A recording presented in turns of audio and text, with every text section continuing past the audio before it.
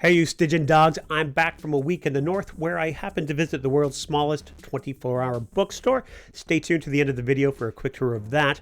With San Diego Comic-Con just around the corner and myriad other things on the go, I thought it was an appropriate time for a Conan catch-up. This is where we review what's going on in the world of Conan the Barbarian and other Robert E. Howard related news.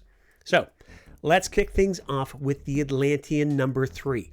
Russ Leach, Randy Zimmerman, and company are a few days into their Fund My Comic campaign for the summer 2025 issue number 3 of the Atlantean, the continuing adventures of Kull and Brule and their quest to destroy the nefarious Serpent Kingdom. The team's faithful adaptation of Robert E. Howard's The Shadow Kingdom was a wonderful prelude to these new stories. I highly recommend picking that up. And seriously, how can we resist more adventures of the King of Volusia and his Pictish companion?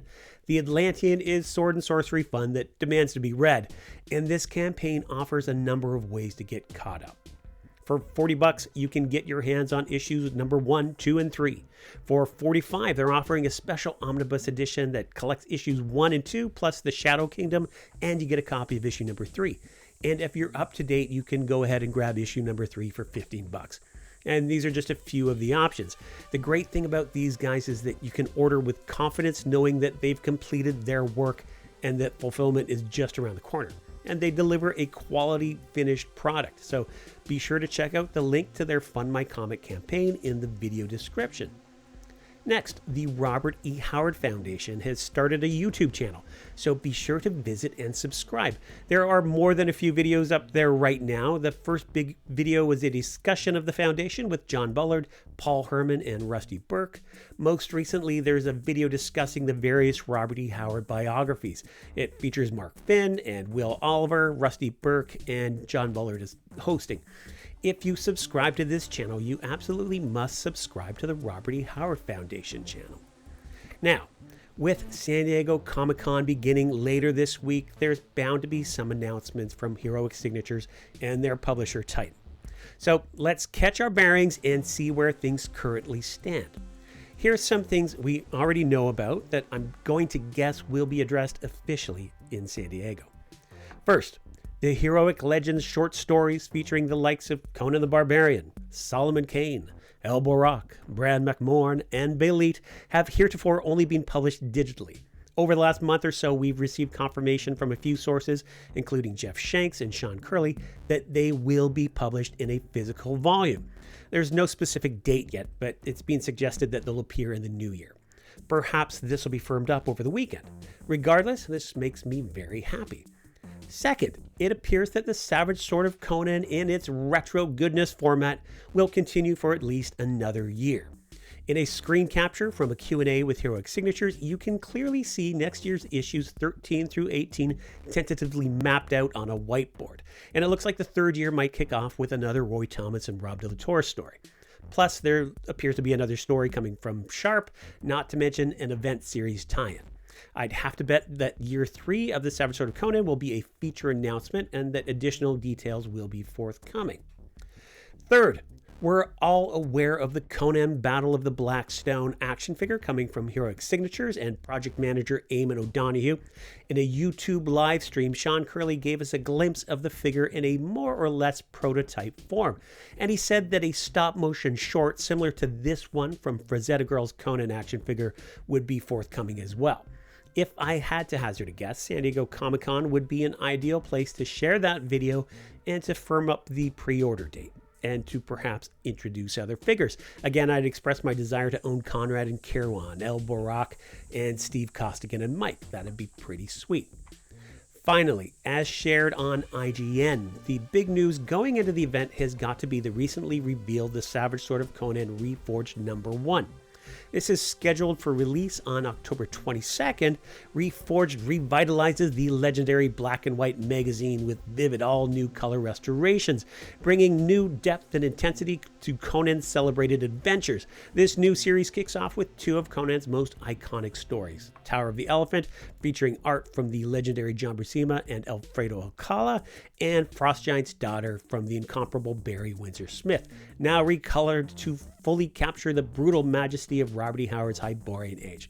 Now, I think this looks cool. It'll be neat to see how they colorize these stories. We've seen The Frost Giant's Daughter in color before, so I think we can be confident in how that'll turn out.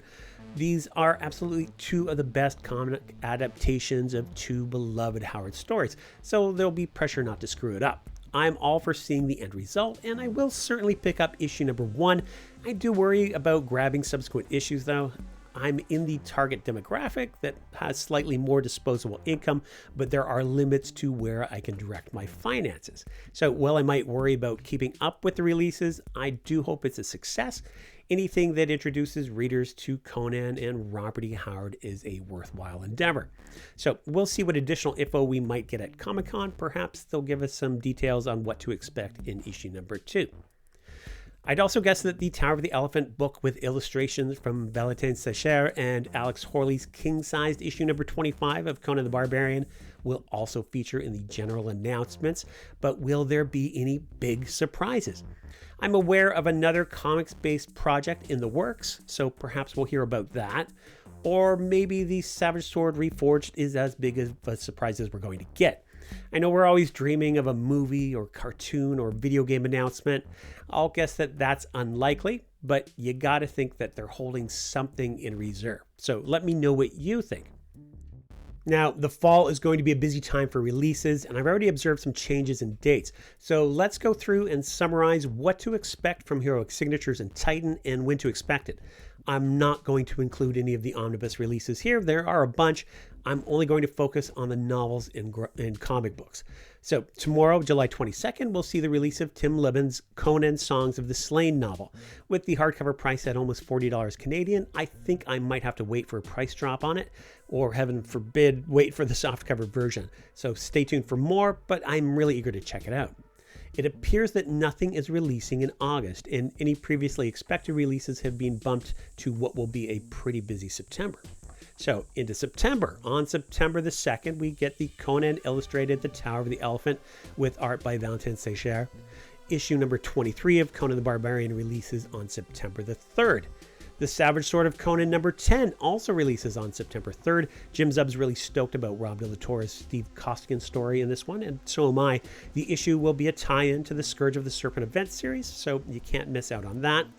The Conan the Barbarian 1-3 slipcase set releases on September 9th. Now, this collects the first year of Jim Zub's Conan in the 3 trade paperback volumes, and it comes with some spiffy-looking art cards. Issue number 24 of Conan the Barbarian releases the next day on September the 10th. The Bound in Black Stone Deluxe Hardcover Edition releases on September the 16th. And not to be missed, issue number 1 of the Conan Scourge of the Serpent event series arrives on September the 24th. So yeah, September is going to be a pretty busy month for collecting. Jim Zub and Alex Horley's issue number 25 is currently planned to release on October 8th. This looks fantastic. It's oversized.